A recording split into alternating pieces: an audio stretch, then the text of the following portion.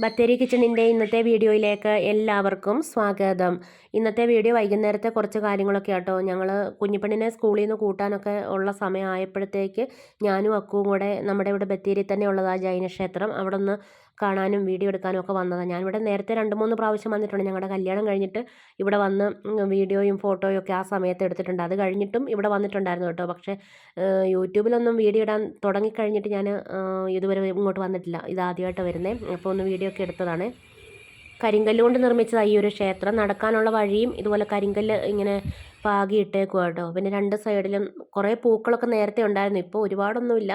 പിന്നെ ഇവിടെ ചെരുപ്പൊക്കെ ഊരി വെക്കണം, 10 മിനിറ്റ് ഇവിടെ നിൽക്കാവുള്ളൂ, അങ്ങനത്തെ കുറച്ച് കാര്യങ്ങളൊക്കെ എഴുതിയിട്ടുണ്ട്. പിന്നെ ഇവിടെ ഒരു കിണറുണ്ട് കേട്ടോ, ചതുരാകൃതിയിലുള്ളത്. പഠിക്കാനുള്ളത് ഇത്. എൻ്റെ അമ്മയെ ഭയങ്കര ആഴമാണ്. അയ്യോ, ഭയങ്കര ആഴമല്ലേ. ഈ കിണറിൻ്റെ അടിയിലൊരു തുരങ്കമുണ്ട്, മൈസൂർ വരെ എത്താൻ പറ്റുന്നത് എന്നൊക്കെയാട്ടോ പറയപ്പെടുന്നത്. ഭയങ്കര മഴയായിരുന്നേ, ഞങ്ങൾ നനഞ്ഞു കുളിച്ചു. ഭയങ്കര കാറ്റും മഴയൊക്കെ ആയിരുന്നു വീഡിയോ എടുക്കാൻ പോയ സമയത്ത്. ഈ തൂണുകളിലെല്ലാം നിറച്ച് കൊത്തുപണികളാട്ടോ, ഒരുപാട് രൂപങ്ങളും ഒക്കെ നല്ല ഭംഗിയായിട്ട് കൊത്തുപണികളൊക്കെ ചെയ്ത് വെച്ചിട്ടുണ്ട്. വർത്തമാന മഹാവീരനാണ് ഇവിടുത്തെ പ്രതിഷ്ഠ. ഇപ്പോൾ പ്രതിഷ്ഠയൊന്നുമില്ല. പിന്നെ ഇവിടെ ഒരു നാഗശില്പം ഉണ്ട് കേട്ടോ. അതിൽ തൊട്ടിട്ട് തലയിലൂടെ തൊട്ടിട്ട് വാലിലെത്തിക്കാൻ പറ്റണം. അങ്ങനെ പറ്റുവാണെങ്കിൽ നമ്മൾ എന്താണോ മനസ്സിൽ ആഗ്രഹിക്കുന്ന ആ കാര്യങ്ങൾ നടക്കും എന്നൊക്കെ കേട്ടോ വിശ്വാസം. ഇതിൻ്റെ ചുറ്റും നമുക്കിങ്ങനെ നടന്നു പോകാനൊക്കെ പറ്റും. പുരാതന കാലത്തെ ജൈനമത സ്വാധീനത്തിന് തെളിവാണ് കേട്ടോ ഈ ബത്തേരിയിലെ ജൈനമത ക്ഷേത്രം. 13-ാം നൂറ്റാണ്ടിൽ നിർമ്മിച്ചതായിട്ടാണ് വിശ്വസിക്കുന്നത്. ഇതിൻ്റെ പുറത്തുള്ള ഈ ഡോറ് പൂട്ടിയിട്ടേക്കും. അത് നമ്മൾ പറയുവാണെങ്കിൽ അവിടെ സെക്യൂരിറ്റി ഇരിപ്പണം, നമുക്ക് തുറന്ന് അവർ കാണിച്ചൊക്കെ തരും. പക്ഷേ അതിൻ്റെ ഉള്ളിൽ വേറെ ഡോറുണ്ട്, അതൊക്കെ പൂട്ടിയിട്ടേക്കും. അതൊന്നും തുറന്ന് തരത്തില്ല, അതൊന്നും കാണാൻ പറ്റത്തില്ല. പുറത്തുനിന്ന് നമുക്ക് കാണാൻ പറ്റത്തേ ഉള്ളൂ. ഇതാണ് ഞാൻ നേരത്തെ പറഞ്ഞ നാഗശില്പം. ഇതിൻ്റെ വാലിലൂടെ തൊട്ട് തലയിലെത്തിക്കാനോ അല്ലെങ്കിൽ തലയിലൂടെ തൊട്ടിട്ട് വാലിൽ എത്തിക്കാനോ നമുക്ക് നോക്കിയാൽ പറ്റത്തില്ല കേട്ടോ. അതങ്ങനെ എളുപ്പം പറ്റുന്ന രീതിയിലല്ല ഉള്ളത്. അവിടെ വരുന്ന ആൾക്കാരൊക്കെ അതിങ്ങനെ തൊട്ട് എത്തിക്കാൻ പറ്റുമോ എന്നൊക്കെ നോക്കുന്നുണ്ട്.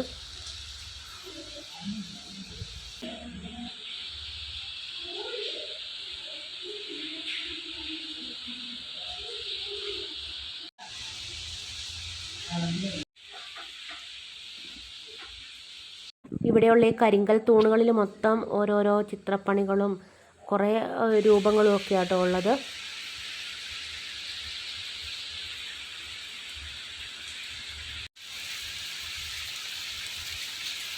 ഇതിപ്പോൾ ഒരു മ്യൂസിയം പോലെയാണ് ഉപയോഗിക്കുന്നത്. അതുകൊണ്ട് ഏത് മതത്തിൽപ്പെട്ട ആൾക്കാർക്കും ഇവിടെ വരാം, കാണാം. എല്ലാ ആൾക്കാരും വന്ന് കാണുകയൊക്കെ ചെയ്യുന്നുണ്ട്. ഇതാട്ടോ ആ ഒരു നാഗശില്പത്തിൻ്റെ വാല്. മോൾ ഭാഗത്ത് കാണുന്നതാണ് തല. ഇതൊക്കെ നേരിട്ട് കാണുമ്പോൾ ഭയങ്കര അത്ഭുതം കേട്ടോ. കരിങ്കല്ല് കൊണ്ട് നിർമ്മിച്ച ഒരു ജൈന ക്ഷേത്രം, പിന്നെ അതിൻ്റെ കൊത്തുപണികൾ, അതിൻ്റെ തൂണുകളിലെ ഓരോരോ വർക്കുകളൊക്കെ ഭയങ്കര നമ്മളെ അത്ഭുതപ്പെടുത്തുന്ന കാഴ്ചകൾ തന്നെയാണ് കേട്ടോ.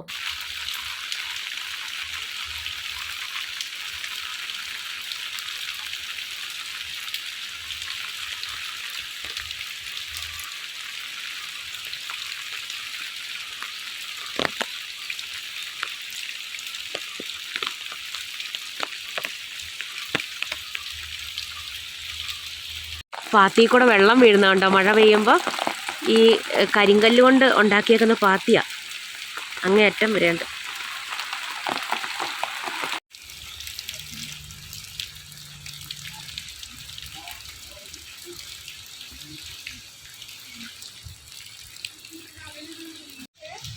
കല്ലും നനപ്പിക്കടി. ഇത് പൂജയ്ക്കൊക്കെ ഉപയോഗിക്കുന്ന ചന്ദനം പോലുള്ള സാധനങ്ങളൊക്കെ അരയ്ക്കാൻ വേണ്ടി ഉപയോഗിച്ചുകൊണ്ടിരുന്ന കല്ലാട്ടോ. വെയിറ്റാ.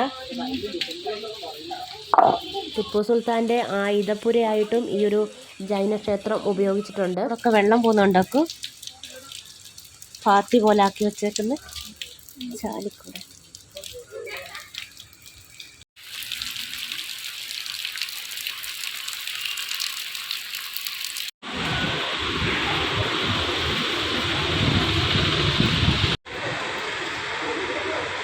പിന്നെ വീട്ടിൽ വന്നിട്ട് വൈകിട്ട് കുളിക്കാൻ വേണ്ടിയിട്ട് വെള്ളം വെക്കാൻ വേണ്ടി അടുപ്പ് കത്തിച്ചപ്പം അതിൻ്റെ ഫാൻ കറങ്ങുന്നില്ല കേട്ടോ. അപ്പോൾ ചാരം അതിൻ്റെ ഉള്ളിൽ എവിടെയോ കുടുങ്ങിയിട്ടുണ്ട്, അതുകൊണ്ടാണ് ഫാൻ കറങ്ങാത്തത്. അപ്പം അതിൻ്റെ ഒരു തിരിക്കുന്ന സംഭവം ഉണ്ടല്ലോ, ചാരം എടുത്ത് കളയാൻ വേണ്ടിയിട്ട് നമുക്ക് ആ ഒരു അത് തിരിച്ചാൽ ചാരം എടുത്ത് കളയാൻ എളുപ്പമാണ്. അല്ലാതെ വാരി കളയാൻ പറ്റും, എന്നാലും കുറച്ച് അതിൻ്റെ ഉള്ളിൽ കുടുങ്ങിയിരിക്കും. അത് കളയണമെങ്കിൽ ഈ ഒരു സാധനം തിരിക്കണം, അത് തിരിക്കാൻ പറ്റുന്നില്ല കേട്ടോ. അപ്പോൾ ചേട്ടായി എന്തൊക്കെയോ ഇട്ടിട്ട് കുത്തി അത് തിരിക്കാൻ പറ്റുമെന്നൊക്കെ നോക്കുക. എന്നിട്ട് അങ്ങനെ പിന്നെ അത് ശരിയാക്കി. പിന്നെ ഇതാ കുഞ്ഞിപ്പെണ്ണ് പഠിക്കുവാണേ. ഇപ്പം ഇംഗ്ലീഷും മലയാളവും ഒക്കെ കൂട്ടി വായിപ്പിക്കാൻ വേണ്ടിയിട്ടാണ് കുഞ്ഞിപ്പെണ്ണിനെ പഠിപ്പിക്കുന്നത്. അപ്പോൾ ഇംഗ്ലീഷിൻ്റെ ഒരു പ്രിൻ്റ് എടുത്തിട്ട് ഇതിങ്ങനെ വെച്ചിട്ടുണ്ട്. അന്നേരം അവൾക്ക് ഇഷ്ടമുള്ള സ്ഥലത്ത്, അവൾ പറയുന്ന സ്ഥലത്ത് ഇതുപോലെ ഒട്ടിച്ചങ്ങ് കൊടുക്കും. അപ്പോൾ ഇങ്ങനെ കണ്ട് പഠിക്കുമ്പോൾ നമ്മൾ പറഞ്ഞ് പഠിപ്പിക്കുന്നതിനേക്കാളും എളുപ്പം പഠിക്കുമല്ലോ. അതുകൊണ്ട് അങ്ങനെ പ്രിൻ്റ് എടുത്ത് വെച്ചിട്ടുണ്ട് കേട്ടോ. വാതിലിൻ്റെ പുറകിൽ അവൾ പറഞ്ഞിട്ട് ഒട്ടിച്ച് വെച്ചതാണ്. അത് നോക്കിയിരുന്ന് പഠിക്കുന്നുണ്ട്. കുഞ്ഞിപ്പെണ്ണിന് സ്റ്റഡി ടേബിളൊന്നുമില്ല. അവൾക്ക് അതിലും സൗകര്യം ഇതുപോലത്തെ ഈ കുഞ്ഞ് മേശ ഇട്ടിട്ട് പഠിക്കാൻ വേണ്ടിയിട്ടാണ്. ഇത് ഓൺലൈനിൽ നിന്ന് മേടിച്ചത് കേട്ടോ, കുറേ ആയി മേടിച്ചിട്ട്. അപ്പോൾ അവൾ ഇതുപോലെ കട്ടിലേൽ ഇരുന്നിട്ട് ഈ ഒരു മേശ വെച്ചിട്ടാണ് എഴുതുകയും പഠിക്കുകയും ഒക്കെ ചെയ്യുന്നത്. അതുകൊണ്ടാണ് സ്റ്റഡി ടേബിൾ ഉള്ളതിൻ്റെ അടുത്ത് ഒട്ടിക്കാതെ വേറെ സ്ഥലത്ത് ഒട്ടിച്ച് വെച്ചത്. രാത്രിക്ക് കഴിക്കാൻ കഞ്ഞിയും പയറുമാണ്. വൻപയർ ഞാൻ കുതിർത്തിട്ട് ഉപ്പൊക്കെ ചേർത്ത് കുക്കറിൽ വേവിച്ച് വെച്ചിട്ടുണ്ട്. അതൊന്ന് കടുക് വറുത്തെടുക്കുക. കടുകൊക്കെ പൊട്ടിച്ച് ഇനി കറിവേപ്പിലയും പിന്നെ ചെറിയുള്ളി, വെളുത്തുള്ളി, വറ്റൽമുളക്, കുറച്ച് കുരുമുളകും കൂടെ ചതയ്ക്കണമായിരുന്നു, ഞാനത് മറന്നുപോയി. എന്നിട്ട് ലാസ്റ്റ് കുറച്ച് കുരുമുളക് പൊടി ഇടുക കേട്ടോ ചെയ്തത്. ഇതെല്ലാം നന്നായിട്ട് മൂത്ത് കഴിഞ്ഞപ്പോൾ പയർ ചേർത്ത് ഒന്ന് മിക്സാക്കി എടുക്കുക ചെയ്യുന്നത്. തേങ്ങ ഇടാതെ വെക്കുന്ന തോരനാണ്. ഇതിന് ചില ആൾക്കാർ മെഴുക്ക് പുരട്ടി എന്നും പറയും. ഞാൻ തേങ്ങ ഇട്ട് വെച്ചാലും ഇങ്ങനെ വെച്ചാലും രണ്ടിനും തോരൻ തന്നെ കേട്ടോ പറയുന്നത്. മഴയും നല്ല തണുപ്പും ഒക്കെ ഉള്ളതുകൊണ്ട് ശകലം എരിവ് സാധാരണ ഇടുന്നതിനേക്കാളും കുറച്ചൊന്ന് കൂട്ടിയിട്ടിട്ടുണ്ട്. മഴയത്ത് ഇച്ചിരി എരിവൊക്കെ ഉള്ള സാധനങ്ങൾ കഴിക്കാൻ ഇഷ്ടമാണ് ഞങ്ങൾക്ക് എല്ലാവർക്കും. അതുകൊണ്ട് കുറച്ച് എരിവ്, പിള്ളേർക്ക് അത്രയ്ക്ക് അങ്ങ് പറ്റത്തില്ല. എന്നാലും എനിക്കും ചേട്ടായിക്കൊക്കെ മഴയത്ത് ഇത്തിരി എരിവുള്ള കറികളൊക്കെ കഴിക്കാനാണ് ഇഷ്ടം.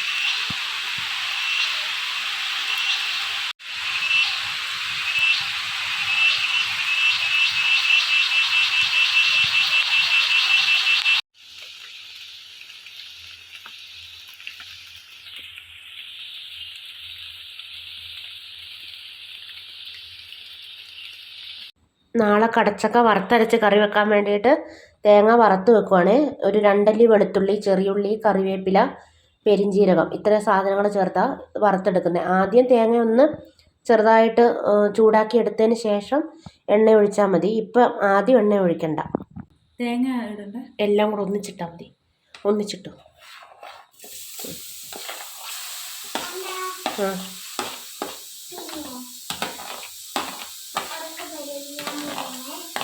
ഉറക്കം വരുന്നോ? പോയി കിടന്നു. കളറ് മാറണോ? ഇനി ചെറിയ തീയിൽ വെച്ചിട്ടേ ഇളക്കി ഇളക്കി എടുത്തോളുവോ? ഇടയ്ക്കിടയ്ക്ക് ഇളക്കി കൊടുക്കണം. ഞാൻ പാത്രം കഴുകിട്ട്. കളറ് മാറണോ ഇതിൻ്റെ? കളറ് മാറണ കുറച്ച് സമയം കഴിയും. ഞങ്ങൾ കഞ്ഞിയൊക്കെ കുടിച്ചു, പ്രാർത്ഥനയൊക്കെ കഴിഞ്ഞു. ഇനിയിപ്പോൾ തേങ്ങയൊക്കെ വറുത്ത് വെച്ച് കുറച്ച് മീൻ കറി ഇരിപ്പുണ്ട്, അതൊന്ന് തിളപ്പിച്ചും വെക്കണം. എപ്പോഴാണ് കറണ്ട് പോകുന്നതെന്ന് അറിയത്തില്ല കേട്ടോ. അതുകൊണ്ട് വേഗം പണികളൊക്കെ ചെയ്ത് തീർക്കും. ഇനി പാത്രമെല്ലാം ഞാൻ കഴുകുമ്പോഴത്തേക്ക് അക്കു മേശയൊക്കെ തുടച്ച് അവിടെയൊക്കെ ഒന്ന് അടിച്ചു വാരി വൃത്തിയാക്കിയൊക്കെ ഇടുന്നുണ്ട്. അക്കു ഇത്രയും ദിവസം കൂടെ ഉണ്ടായിരുന്നതുകൊണ്ടേ എനിക്ക് പണികളൊക്കെ എളുപ്പം തീരുമായിരുന്നേ. എൻ്റെ കൂടെ എല്ലാ പണിക്കും കൂടും, പിന്നെ മിണ്ടാനും പറയാനും ഒക്കെ ഒരാളായിരുന്നു. ഇനിയിപ്പോൾ തിങ്കളാഴ്ച മുതൽ അവൾ സ്കൂളിൽ പോകും. ഇനിയിപ്പോൾ ഞാൻ ഒറ്റയ്ക്കായി. ഈ മഴയൊക്കെ പെയ്യുമ്പം ഇരുണ്ട് മൂടി മുറ്റത്തിറങ്ങി ഒന്നും ചെയ്യാനും പറ്റത്തില്ല. അങ്ങനെയൊക്കെ ആകുമ്പോൾ നമ്മൾ അകത്തിങ്ങനെ ഇരിക്കുമ്പോൾ എന്തോ പോലല്ലേ, ആരും മിണ്ടാനും പറയാനൊന്നും ഇല്ലാതെ. വിഷമമൊക്കെ ഉണ്ടെങ്കിലും സാരമില്ല, പിള്ളേർ സ്കൂളിലൊക്കെ പോയി പഠിക്കുക, അവർക്കൊരു ഭാവിയൊക്കെ വേണമല്ലോ. അപ്പോൾ പിന്നെ അതൊക്കെ നല്ലതിന് വേണ്ടിയിട്ടല്ലേ. കുഞ്ഞിപ്പെണ്ണ് വൈകുന്നേരം കുറച്ച് ചോറ് കഴിച്ചായിരുന്നേ. എന്നിട്ട് അവൾക്ക് കഞ്ഞിയൊന്നും വേണ്ട എന്നൊക്കെ പറഞ്ഞു. എന്നിട്ട് ഞാൻ പാത്രം കഴുകിക്കൊണ്ടിരിക്കുമ്പോൾ അവൾക്ക് വിശക്കുന്നുണ്ട്, എന്തെങ്കിലും വേണം എന്നൊക്കെ വന്ന് പറഞ്ഞു. ചോറ് വേണ്ടാന്ന് പറഞ്ഞു. ഞാൻ ചോദിച്ചു അവൽ നനച്ച് തരട്ടെ എന്ന് ചോദിച്ചപ്പോൾ അത് മതിയെന്ന് പറഞ്ഞിട്ട് കുറച്ച് അവൽ തേങ്ങയൊക്കെ ചിരണ്ടി കുറച്ച് പഞ്ചസാരയൊക്കെ ഇട്ട് ആക്കി കൊടുത്തിട്ടുണ്ട്. അത് കഴിക്കുന്നുണ്ട് അവിടെ ഇരുന്നുകൊണ്ട്. കഞ്ഞി ഞാൻ രാത്രി വെച്ചതല്ല, ഉച്ചയ്ക്ക് ചോറ് വെച്ചത് ഇരിപ്പുണ്ടായിരുന്നേ. അതിനകത്ത് കുറച്ച് വെള്ളം ഒഴിച്ചിട്ട് തിളപ്പിച്ചെടുത്തതാണ്. നമ്മൾ സാധാരണ കഞ്ഞി വെക്കുന്ന ടേസ്റ്റൊന്നും കിട്ടത്തില്ല, എന്നാലും ചോറ് ബാക്കിയുണ്ടല്ലോ, പിന്നെ അത് അവിടെ ഇരിക്കുമ്പോൾ വേറെ കഞ്ഞി വെച്ചാൽ വെറുതെ വേസ്റ്റാക്കി കളയേണ്ടി വരികയല്ലേ. അതുകൊണ്ട് ആ ചോറ് ഞാൻ കഞ്ഞിയാക്കി മാറ്റിയതാണ്. വടക്കനാട് ഇന്നാൾ ഞാൻ മില്ലിൽ പോയ വീഡിയോ കാണിച്ചില്ലായിരുന്നു, അവിടെ നിന്ന് മേടിച്ചതാണ് കേട്ടോ ഈ ഒരു ഗോതമ്പിൻ്റെ അവൽ. അവിടെ ഒരുപാട് വെറൈറ്റി അവലുകളൊക്കെ ഉണ്ട്. ഇത് പാലിൽ പഞ്ചസാരയൊക്കെ ചേർത്തിട്ട് മിക്സാക്കി കഴിക്കാനും നല്ലതാണ്. അവിടെ ഒരുപാട് വെറൈറ്റി അവലുകളുണ്ട്, ഗോതമ്പിൻ്റെയും പിന്നെ മുത്താറിയുടെ തിന അങ്ങനെ എന്തൊക്കെയോ ഒത്തിരി വെറൈറ്റികളുണ്ട്. എല്ലാത്തിൻ്റെ ഞാൻ പേരുകളൊക്കെ മറന്നുപോയി. ഒരുപാട് വെറൈറ്റി അവലുകളൊക്കെ ഉണ്ട് കേട്ടോ. ഞങ്ങൾ ഇപ്പം 2, 3 പ്രാവശ്യം 2, 3 സൈസ് അവലുകൾ മേടിച്ച് എല്ലാം നല്ല ടേസ്റ്റ് ഉള്ളതാണ്. സാധാരണ അവലിനേക്കാളും രസമാട്ടോ, നല്ല ക്രിസ്പി ആയിട്ട് ഇരിക്കുന്നതാ. ഈ ഗോതമ്പിൻ്റെ അവലിന് ചെറിയൊരു മധുരം ഉള്ളതുപോലെയാണ്. മധുരമൊന്നും ചേർത്തതല്ല, എന്നാലും ഒരു ചെറിയ മധുരിപ്പ് ഉള്ളതുപോലെയാണ് കേട്ടോ ഉള്ളത്. അതുകൊണ്ട് ചേട്ടായി മധുരമൊന്നും ഇടാതെ വെറുതെ തേങ്ങ ഇട്ടിട്ട് കഴിക്കുകയാണ് ചെയ്യുന്നത്. പാത്രം കഴുകലും കുഞ്ഞിപ്പെണ്ണിന് അവല് നനച്ച് കൊടുക്കലും ഒക്കെ കഴിഞ്ഞപ്പോഴത്തേക്ക് തേങ്ങ മൂത്ത് വന്നിട്ടുണ്ട്. ഇനി ഇത് തണുത്ത് കഴിഞ്ഞിട്ട് ഫ്രിഡ്ജിലേക്ക് എടുത്ത് വെക്കണം, ഒരു ചെറിയ പാത്രത്തിലാക്കിയിട്ട്. പിന്നെ കുടിക്കാനുള്ള വെള്ളവും കൂടെ ഞാൻ തിളപ്പിക്കാൻ അടുപ്പയിലേക്ക് വെച്ചിട്ടുണ്ട്. പിന്നെ പിറ്റേ ദിവസം ഇടാനുള്ള യൂണിഫോമൊക്കെ എടുത്ത് വെക്കും, തേച്ച് എല്ലാം റെഡിയാക്കി വെക്കും. പഠിപ്പിക്കാനുള്ളതെല്ലാം പഠിപ്പിച്ച് ബാഗിലും എല്ലാം എടുത്ത് വെക്കും. വെള്ളമൊക്കെ ഇതുപോലെ തലേദിവസം തന്നെ തിളപ്പിച്ച് വെക്കുവാണെങ്കിൽ പിറ്റേ ദിവസം തണുത്തിരിക്കും. നമുക്ക് പിള്ളേർക്ക് കുപ്പിയിൽ ഒഴിച്ചു കൊടുക്കാനൊക്കെ എളുപ്പമാണല്ലോ. പിന്നെ കുഞ്ഞിപ്പെണ്ണിന് സൺഡേ സ്കൂളിൻ്റെ എക്സാം ഉണ്ടെന്ന് ഞാൻ പറഞ്ഞില്ലേ, അതുകൊണ്ട് ഇനിയിപ്പോൾ അത് കുറേ പഠിപ്പിക്കാനുണ്ട്. സ്കൂളിലെ പഠിപ്പിക്കലൊക്കെ കഴിഞ്ഞു, അതൊക്കെ എടുത്തു വെച്ചു. ഇനിയിപ്പം ഇത് പഠിപ്പിക്കണം. പാവമുണ്ട്, ഇഷ്ടംപോലെ പഠിക്കാനുണ്ട് കേട്ടോ. ഇപ്പോൾ അബാക്കസിൻ്റെ ക്ലാസ്സിനും കൂടെ പോകുന്നതുകൊണ്ടേ അതും സ്കൂളിലെയും സൺഡേ സ്കൂളിൻ്റെയും എല്ലാം പഠിക്കാൻ ഇഷ്ടം പോലെയുണ്ട്. പിന്നെ കുറേയൊക്കെ അവളുടെ ഇഷ്ടത്തിന് അങ്ങ് വിടും, കളിക്കാനും ഒക്കെ ആയിട്ട് വിടും. അതൊക്കെ കഴിഞ്ഞിട്ടാണ് പഠിക്കാനൊക്കെ ഇരുത്തുന്നത്. പിന്നെ ബോറടിക്കുന്നു എന്നൊക്കെ തോന്നുമ്പം അങ്ങോട്ടും ഇങ്ങോട്ടും തിരിഞ്ഞും മറിഞ്ഞും ഒക്കെ കളിക്കും, പിന്നെ വെള്ളം ചോദിക്കും. അങ്ങനെയൊക്കെ ആവുമ്പോൾ ഞാൻ കുറച്ച് നേരമൊക്കെ അങ്ങ് എഴുന്നേൽപ്പിച്ച് വിടും. ഇന്നത്തെ പണികളൊക്കെ കഴിഞ്ഞു, അടുക്കളയൊക്കെ വൃത്തിയാക്കി എല്ലാം ഇട്ടു. ഇനിയിപ്പം കുറച്ച് നേരം സൺഡേ സ്കൂളിൻ്റെ പഠിപ്പിച്ചേച്ച് കിടന്നാൽ മതി. അപ്പോൾ ഇന്നത്തെ വീഡിയോയും വിശേഷങ്ങളൊക്കെ ഇവിടെ നിർത്തുകയാണ്. വീഡിയോ ഇഷ്ടമായെങ്കിൽ സബ്സ്ക്രൈബ് ചെയ്യാനും ലൈക്ക് ചെയ്യാനും ഷെയർ ചെയ്യാനും കമൻറ്റ് ചെയ്യാനൊന്നും മറന്നു പോകരുതേ. നാളെ പുതിയൊരു വീഡിയോയുമായി നമുക്ക് വീണ്ടും കണ്ടുമുട്ടാം.